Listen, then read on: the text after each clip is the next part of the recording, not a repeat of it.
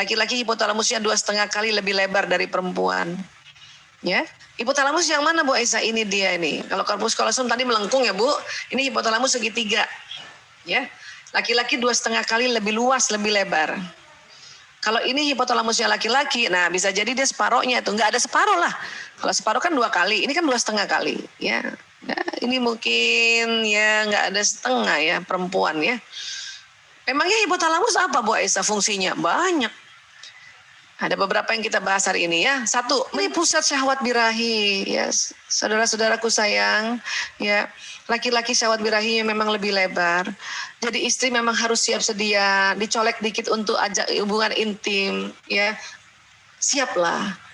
Tapi kan capek Bu Aisyah, mana saya yang kerja, saya urusan rumah, anak-anak PJJ. Ya terus gimana? Kalau memang ibu nggak mau, gimana? Kecuali ibu mens, kalau mens itu jelas. Dan laki-laki juga sudah paham kalau mens, jadi dia tahan diri. Tapi kalau lagi nggak mens, si suami udah kepengen banget hubungan intim. Si istri menolak, itulah makanya kita dilaknat malaikat. Malaikat itu nggak ada nafsunya, ngelihat istri nolak suaminya, dilaknat. Itu perumpamaannya, bayangin yang nggak punya nafsu aja marah banget sama kita. Nauzubillah min dzalik. Tapi capek banget Bu Aisyah. Itulah makanya harus juga minum kayak madu, kayak herbal, kayak apa kayak ya olahraga sedikit biar fresh, bugar, relax dan niatkan tadi ya Allah. Saya istri soleha ya Allah. Kapanpun suamiku minta untuk hubungan intim suami istri, mohon kekuatan pada diriku ya Allah. Ya, kan tadi kita udah belajar. Minta sama Allah. Nanti Allah akan kasih kekuatan, Masya Allah. Kenapa? Malaikat itu mendoain kita. Tahu-tahu kita punya kekuatan. Birahi kita juga naik. Dan akhirnya menemukan kepuasan. Bu Aisyah, saya nggak bisa Bu Aisyah. Saya ada cancer. Saya ada cancer mulut rahim. Nah itu harus dibicarakan sama suami. Suami yang bijak ya dia sangat-sangat paham. Gimana caranya Bu Aisyah untuk saya juga mau bantu suami saya supaya birahinya tersalurkan. Tapi nggak perlu dengan saya carikan perempuan untuk jadi istrinya. Ya ibu harus pintar, harus cerdas. Gimana caranya? Ya tentu mungkin tidak lewat vagina kah? Itu bisa kok. Tapi ada juga ibu-ibu bilang, aduh saya capek banget gak bisa Bu Aisyah, saya udah rahim, ya ada CA, kemudian saya udah lulu lantah karena mungkin karena ini mungkin sudah metastasis. Nah kalau gitu ibu harus dengan sadar tanya sama suami, Mas, aku udah kayak gini, aku kasihan sama kamu, bagaimana kalau aku pilihkan perempuan untuk kamu nikahkan? Nah kalau yang kayak gitu, ibu ada istri kayak gitu Bu, itu langsung masuk surganya, fast track. Tapi sedih banget Bu Aisyah, kan jadinya poligami. Pastilah, pasti sedih, masa nggak sedih? Tapi kan kondisi kita tidak menyanggupi untuk menyalurkan syahwat birahinya suami. Ini harus juga sadar. Bu Aisyah, saya sehat walafiat, setiap diajak juga saya mau, tapi suami juga mau poligami. Nah, itu yang lain itu yang beda, itu yang perlu diajak bicara baik-baik.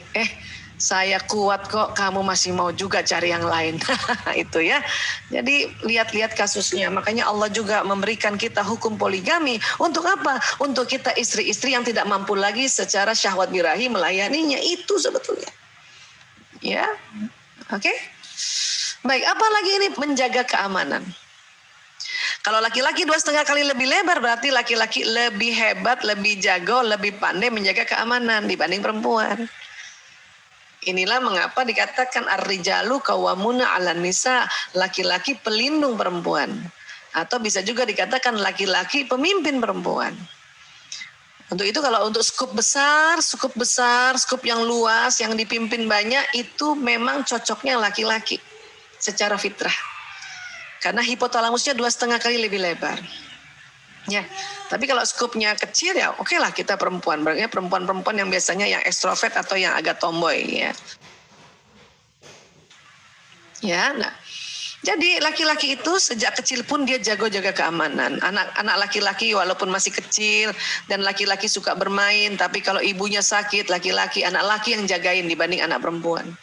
Anak perempuan sih cuma nanya, "Ibu kenapa? Ibu kenapa?" Anak laki enggak banyak tanya. Udah. Ibu mau tidur. Udah aku jagain di sini, itu kata anak laki. Ya, makanya mengapa anak laki-laki itu dekat sekali sama ibunya. Kenapa anak laki-laki tidak jagain bapaknya? Karena bawah sadar anak laki-laki itu ya merasa bahwa bapak nggak usah dijagain. Kenapa? Karena dia juga punya hipotalamus. Ngapain jagain bapak yang hipotalamusnya lebar juga? Begitu anak laki-laki bawah sadar mengatakan itu. Tapi kalau udah sadar, udah belajar kayak gini, baru ngerti, oh pantesan gitu. Itulah makanya bapak-bapak jagain anak perempuannya. Karena dipikir ibunya udah dijagain sama anak laki gitu. Ya. Oke, apalagi Bu Aisyah? Hipotalamus ya, selain menjaga keamanan pusat lapar dan haus. Jadi supaya ngomong efektif sama suami atau anak laki-laki ya, khususnya ya perhatikan makan minumnya. Pantang nasihati anak laki dalam keadaan lapar dan haus. Suami kalau pulang yang paling suka ditanya adalah, ayo udah makan ya? Walaupun kita tahu dia pergi makan, tanya itu karena dia pas banget dengan otaknya.